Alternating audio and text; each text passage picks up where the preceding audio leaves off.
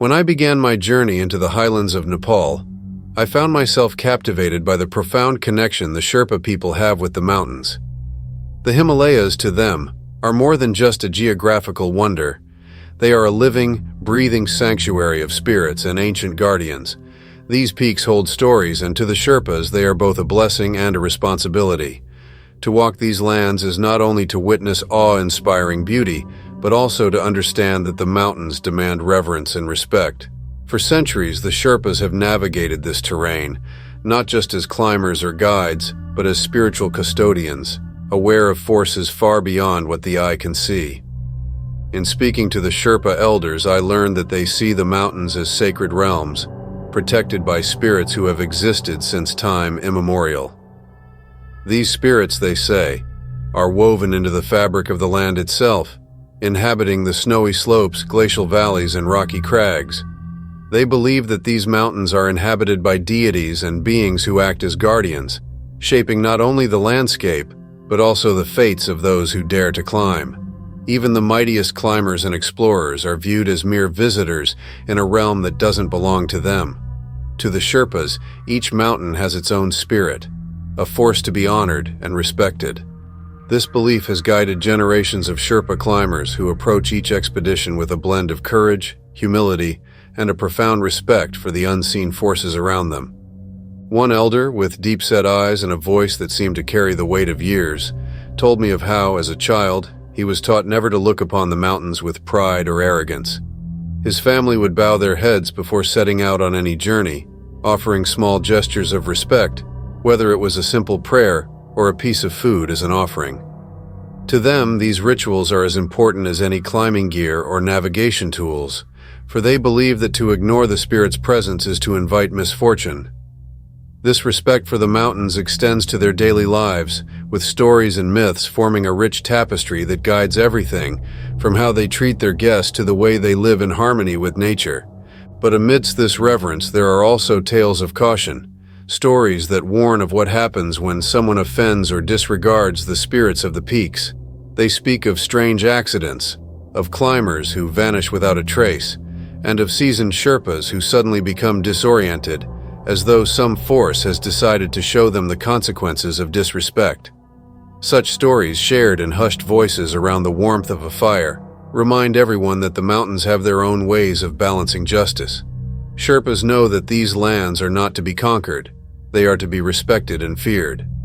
Every step taken, every breath drawn, is an offering of humility to the towering giants that watch silently from above. And yet, as much as the Sherpas fear the spirits, they also see them as protectors. They believe these spirits, though powerful and often unpredictable, have a role in preserving the land and safeguarding those who honor the mountain's rules. To them, the spirits are not merely tales meant to frighten. They are as real as the air they breathe.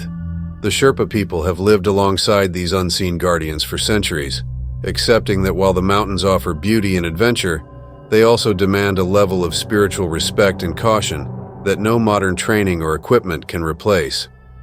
As I delved further into their beliefs, I couldn't ignore the stories of encounters with mysterious beings, and no creature seemed as deeply woven into Sherpa folklore as the Yeti. The Yeti, often called the abominable snowman in Western lore, is far more than a mythical creature to the Sherpas. It is a presence, a part of their collective memory, and a being that many believe roams the vast, secluded corners of the Himalayas. In the Sherpa language, it is known as Mete or Yete, and it occupies a space between legend and reality, blurring the line between the physical and the spiritual. Sherpas recount tales of the Yeti not as fanciful stories, but as lived experiences, passed down with the weight and gravity of personal encounters. I heard accounts of climbers and villagers who had come across enormous footprints in the snow, far larger than any human could make. These footprints, often found in the most remote, inhospitable areas, are seen as evidence of the Yeti's presence, a quiet reminder that humanity is not alone on these slopes. One Sherpa guide shared a chilling story of his father, who, as a young man, had encountered something extraordinary while camping with friends on a remote mountain pass. They had seen a figure in the distance, tall, covered in thick fur, and moving with an agility that seemed impossible for any known creature. It had disappeared into the mist, leaving behind only a sense of awe and an unmistakable fear. For the Sherpa people, the Yeti is not a creature to be hunted or proven. It is a being to be respected, a part of the mountain soul that is best left undisturbed. There is a deep-seated belief that the Yeti serves as a kind of guardian, a sentinel who oversees the sanctity of the mountains, perhaps even warning off those who would exploit the land. To them, encountering the Yeti is a profoundly spiritual experience, one that serves as a reminder of the unknown forces that rule these lands. And while the rest of the world may dismiss it as legend, the Sherpas regard these encounters as proof of the mountain's enduring mysteries. There are also whispers of other beings less well known but equally unsettling. Some Sherpas speak of shadowy figures glimpsed in the peripheries of vision, figures that disappear the moment one tries to look directly at them. These beings, the Sherpas say, are not as benevolent as the Yeti and may even be malevolent forces, intent on mischief or harm. Stories circulate of climbers feeling an inexplicable sense of dread, an awareness of being watched even in the complete silence of the snowy heights. Sherpas have come to interpret these feelings as warnings, urging travelers to turn back or proceed with caution. As the stories continued, I realized that for the Sherpas, the mountains are alive with energies and entities that defy explanation. The peaks are a sanctuary of ancient beings, some protective, others more ambiguous, and a few potentially hostile. For those who heed the Sherpa's advice, who respect the mountain's rules, these encounters become a part of their spiritual journey. But for those who ignore the warnings, the mountains can quickly become a place of fear and peril, where the line between the seen and the unseen blurs, leaving climbers forever marked by what they experienced. These encounters are deeply woven into the Sherpa identity. To them, the mountains are both a home and a mystery, a place where reality and myth coexist. And as they share these stories, one thing becomes abundantly clear. The mountains are not a place to conquer or claim, but a sacred realm, filled with forces beyond human comprehension. As I listened to more stories from the Sherpa people, the mountains began to reveal their darker, more haunting side. It wasn't just creatures like the Yeti or spirits that fascinated me, but the tales of lost souls, spirits of those who had perished on these unforgiving slopes and whose presence lingers in ways that feel unsettlingly real. To the Sherpas, these mountains are alive with echoes of the past, with energies from those who came here seeking adventure or enlightenment, but found themselves swallowed by the harsh beauty of the Himalayas. One of the first stories I heard was about a climber who had gone missing years ago. He was an experienced mountaineer, well-equipped, knowledgeable, and confident. His disappearance baffled even the most seasoned Sherpa guides, who had searched tirelessly for him. When his body was finally discovered, frozen and half buried under snow and ice, his face bore an expression of sheer terror. No one could understand what he might have seen or experienced in his final moments, but ever since that day, people in the area have reported strange occurrences near the spot where he was found. Sherpa guides tell of hearing soft whispers in the wind, as if someone were calling out and feeling an inexplicable sense of dread as they pass by. Some say they can hear faint footsteps crunching through the snow, yet when they turn around, there is no one there. It's not uncommon for climbers and Sherpas alike to speak of a feeling that can only be described as being watched. It's a heavy sensation, an awareness that you are not alone, even when there is no other human soul in sight. Some believe that these feelings are the spirits of those who lost their lives on the slopes, trapped in a liminal space between life and death. The Sherpas have a deep respect for these spirits, knowing that the mountains do not release those who came here seeking glory or challenge lightly. To them, the mountains hold on to their secrets and often refuse to return those who have dared to push beyond their limits. One Sherpa guide shared a particularly chilling story of an encounter he had experienced years ago. He was leading a group of climbers up a well-known route when he suddenly felt an overwhelming sensation of coldness and fear, far more intense than the physical cold of the mountain itself. At first, he dismissed it as exhaustion, or perhaps a trick of the mind. But as they moved further up, he noticed something strange. One of the climbers, a young woman at the back of the group, seemed to be talking to someone who wasn't there.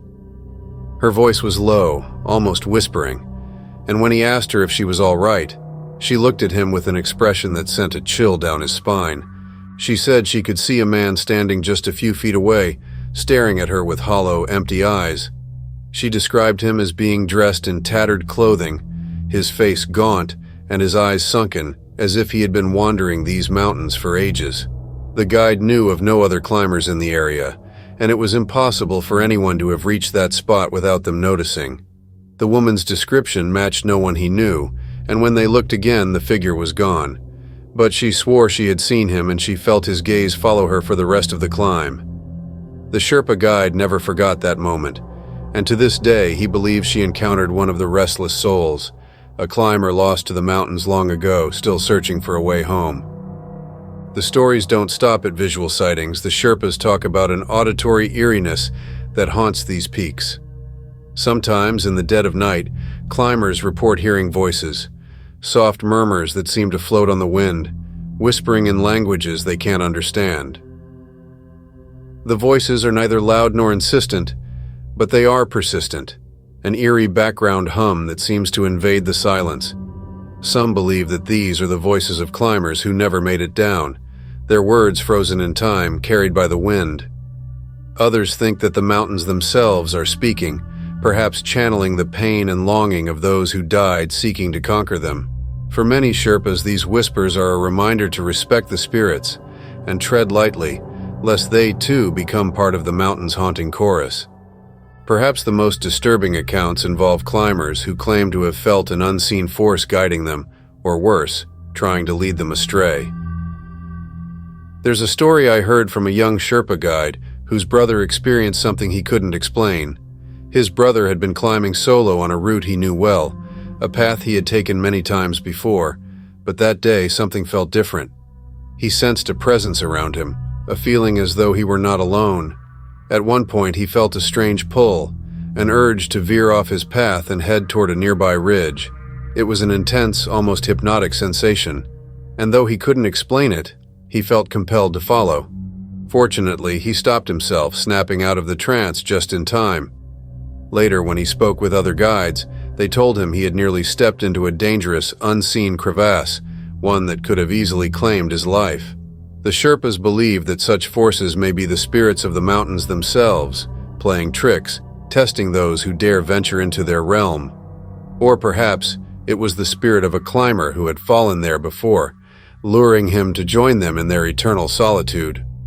Sherpas tell stories of climbers waking up in the middle of the night, gripped by fear, and finding themselves at the very edge of their tents, almost as if something had guided them to the brink. The feeling is described as an inexplicable urge to walk, to leave the warmth and safety of the camp, and step out into the vast unknown. Many believe that these encounters are not mere hallucinations, but the spirits of those who died on the mountains seeking to draw others into their lonely existence. It's as if the spirits are not merely trapped, but restless, wandering, and sometimes vengeful, resenting those who survive where they did not. Some Sherpas, especially the older ones, claim to have developed a sense for these lingering presences, a kind of sixth sense that warns them when the spirits are near.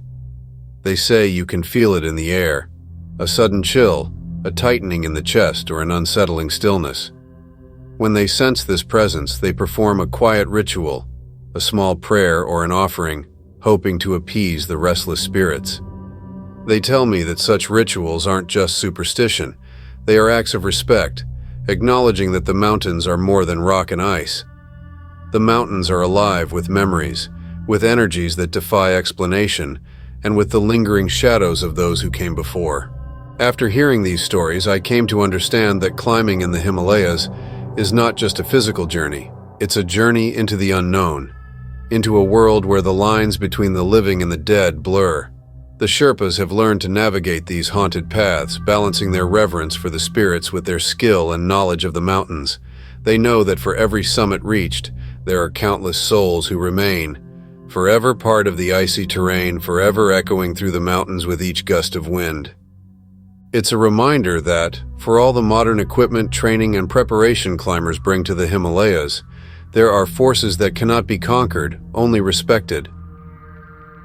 The Sherpa people walk these trails with a reverence for the spirits of the past, knowing that the mountains keep what they take. And as I listened to their stories, I felt a profound sense of awe for the peaks that hold so many secrets, and for the people who have learned to coexist with the mysteries of this ancient, beautiful, and haunting world. As I continued to hear more stories from the Sherpa people, I became intrigued by one particular phenomenon that climbers and guides alike frequently mention, but rarely discuss openly. They call it the voices.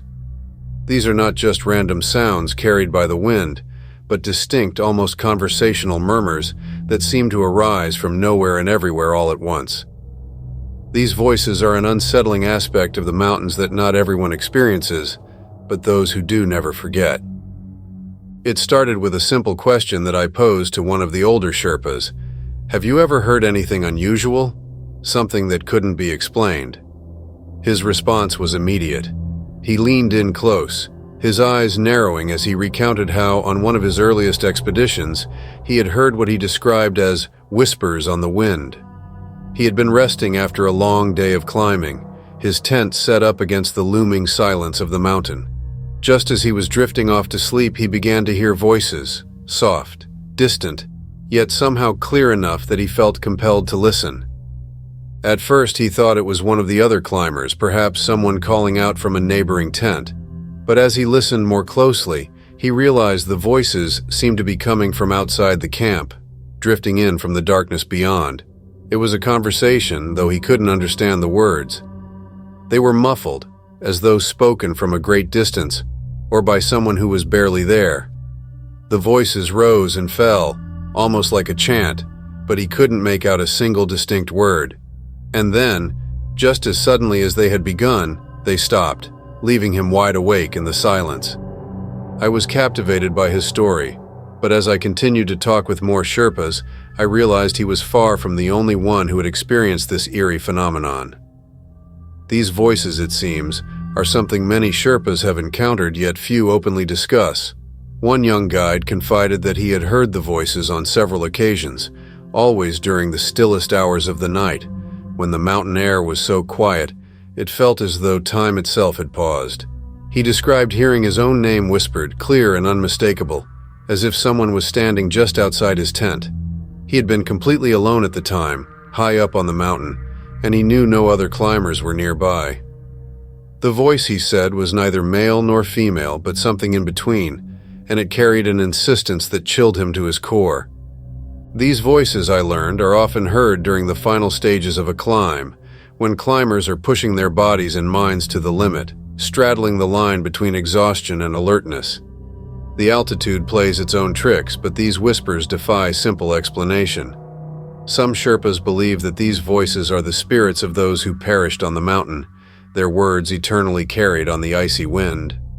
Others think it may be the mountain itself, testing those who dare to venture into its realm, gauging their resolve and perhaps even offering a final, cryptic warning. One story that particularly stayed with me came from a Sherpa who had led many expeditions and had been on some of the most challenging climbs in the region. He recalled a night when he had been camping with a group of climbers. The group was exhausted, but he had trouble sleeping. As he lay in his tent staring into the dark, he heard a voice outside calling his name. It was faint, like the whisper of someone just on the edge of earshot, yet it sounded oddly familiar. He lay still, listening, his heart pounding. The voice called again, a soft yet urgent tone that seemed to wrap around him, pulling him toward it. He felt an inexplicable urge to leave his tent and follow the sound. He sat up, torn between the irrational desire to go outside and the nagging sense that something was very wrong. Just as he was about to unzip his tent, he heard another sound, this one sharp and clear. It was the unmistakable voice of his own mother, who had passed away years before. She spoke to him in their native language, calling him by his childhood nickname and warning him not to go outside. The moment her voice faded, the other voice stopped too, leaving him alone in the deafening silence of the night. He told me that, to this day, he has no explanation for what he experienced. He believes his mother's spirit intervened, somehow warning him of a danger that lay just outside his tent. Others have similar stories, though the voices they hear aren't always recognizable. Some Sherpas say they hear the cries of children, distant and plaintive, or the low murmurs of an unknown language that they feel they should understand but cannot quite grasp. These voices are often disembodied, more like echoes than actual words, as if the mountains themselves are trying to communicate something that lies beyond human understanding. The Sherpas believe that these voices belong to souls caught between realms, spirits who, for reasons unknown, are unable to move on.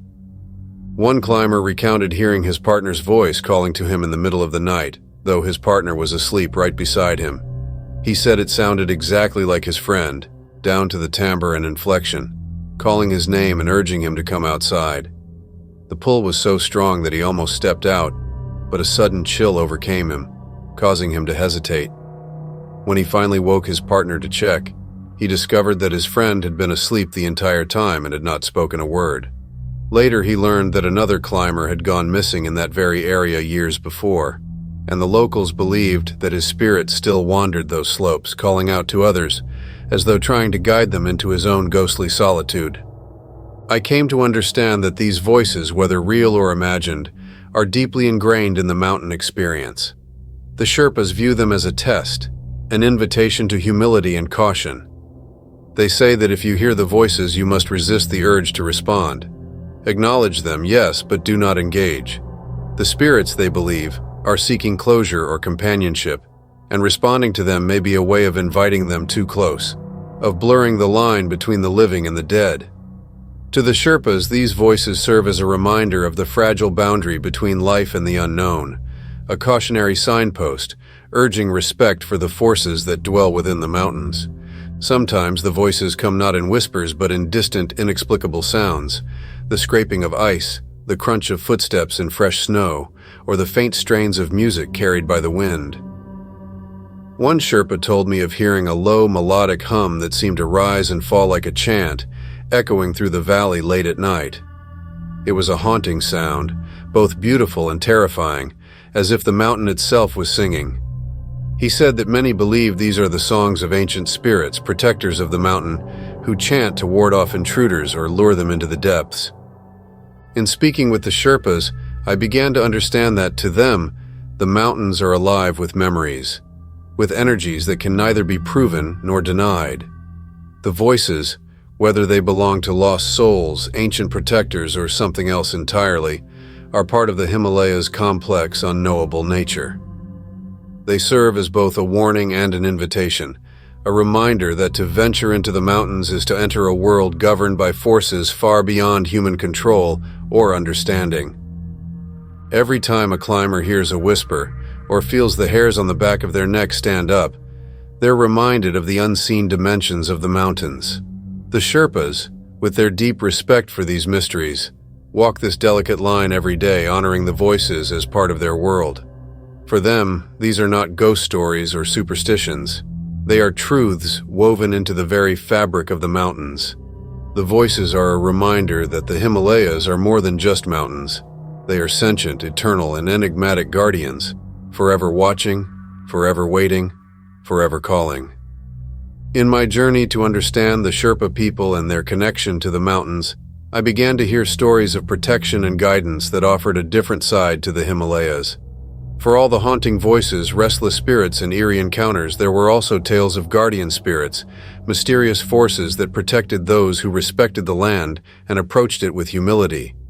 These are stories that speak of hope and resilience, of unseen allies who seem to watch over travelers in the most treacherous moments. For the Sherpas, these protectors are as real as the peaks themselves, spirits that they believe are woven into the mountains, guiding and helping those who honor them. One story that stayed with me was shared by a Sherpa guide named Pima. He was leading a particularly grueling expedition up a lesser-known peak when an unexpected storm hit, turning what had been a clear, calm day into a chaotic whiteout. The snow fell so thick and fast that visibility dropped to almost zero within minutes. As Pima struggled to keep his group together, the biting cold and roaring wind threatened to disorient them completely. He knew the mountain well, but in those conditions, every step felt like walking into the unknown. He said it was in that moment, when he felt the weight of the mountain pressing down on him, that he felt something he could only describe as a presence. He described it as a warmth that settled around him, an almost tangible sense of calm that seemed to envelop him. Though he couldn't see anyone, he felt as if someone was guiding him, urging him to move forward, to trust his instincts and keep his group together. His fear faded, replaced by an inexplicable certainty that they would make it through. He said he felt compelled to take a certain path, one that led them away from where they had originally intended to go.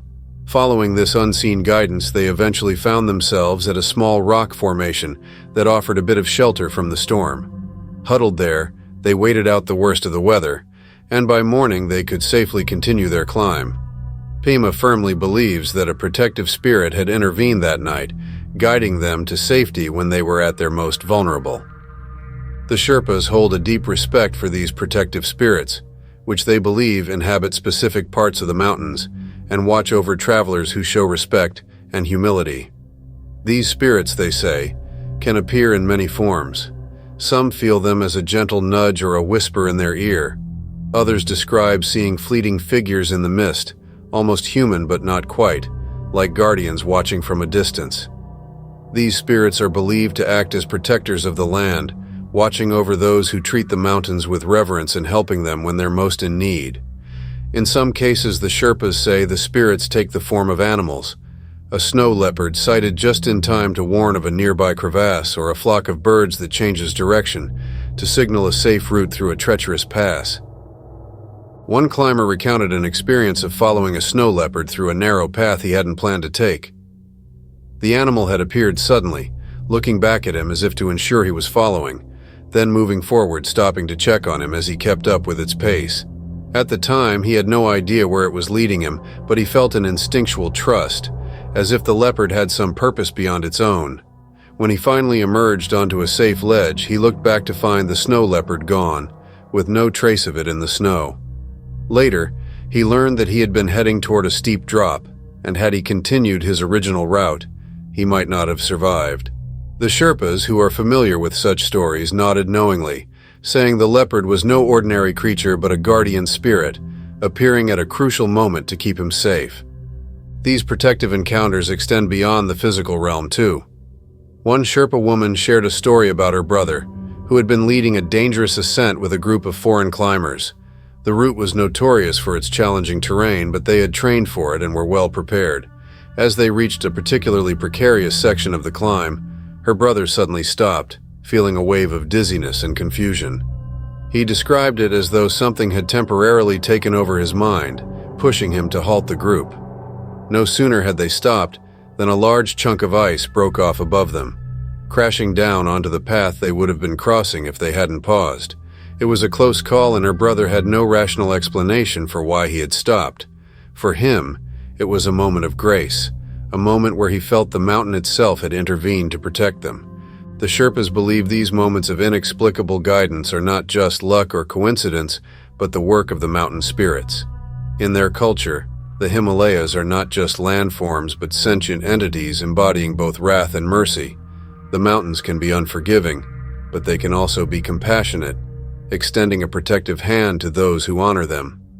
I heard stories of climbers who had become lost in fog, only to find their way back guided by an unseen presence that seemed to lead them with a gentle pull, almost like an invisible hand steering them toward safety. In some cases, Sherpas speak of feeling a sudden surge of energy or warmth during moments of extreme cold, a sensation they attribute to the benevolent spirits of the mountain. One Sherpa guide told me about a night when he was caught in a blizzard, miles from his campsite with no way to call for help. As he braced himself against the bitter cold, he felt an almost supernatural warmth spread through his body. It was as though he were wrapped in an invisible blanket, a comforting presence that shielded him from the worst of the elements. He managed to survive the night, eventually making it back to camp at dawn. When he told the other Sherpas, they all agreed that he had been protected by one of the mountain's guardian spirits. The Sherpas also tell of miraculous escapes and survival stories that defy logical explanation. There are tales of climbers who fall into crevasses, only to be discovered days later, alive and relatively unscathed, despite the near-impossible odds. The Sherpas believe these instances are the work of benevolent forces, unseen protectors who shield those in need.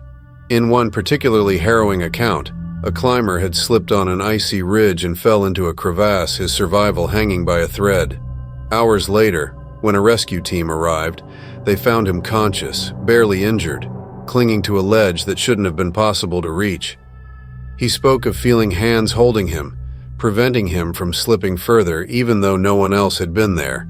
The Sherpas, hearing his story, nodded in recognition, seeing it as yet another instance of the mountain's unseen protectors intervening. These guardians are not bound by human rules. They are part of a different order, one that governs the mountains and its realms. The Sherpas believe that for those who approach the Himalayas with humility and respect, these spirits will be allies, even lifesavers. But for those who come with arrogance, who treat the mountains as obstacles to be conquered rather than sacred ground to be honored, the spirits are less forgiving. The Sherpas believe that the mountains demand a balance, and if one respects that balance, they may be granted safe passage. If not, the mountains have their own ways of reminding travelers of their place. Over time, I began to understand the reverence with which the Sherpas approach each climb. They do not see themselves as conquerors, they see themselves as guests in a land that does not belong to them.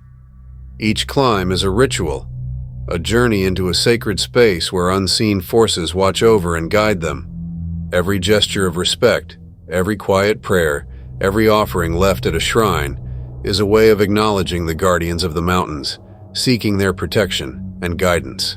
And so the Sherpas move through the Himalayas with a deep sense of humility, aware that they are part of something far greater than themselves.